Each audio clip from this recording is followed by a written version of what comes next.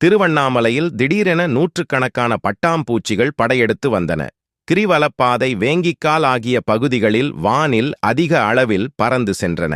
அத்தியந்தல், ஏரிக்கரை பகுதியில் சாலைகளில் தென்பட்டன. இவற்றை மக்கள் வியப்புடன் பார்த்தனர். முட்டையிட்டிருக்கும் வண்ணத்து பூச்சிகள் மழை காலங்களில் பூச்சிகளாகி வெளியே வந்திருப்பதாக தோட்டக்கலைத்துறையினர் தெரிவித்தனர்.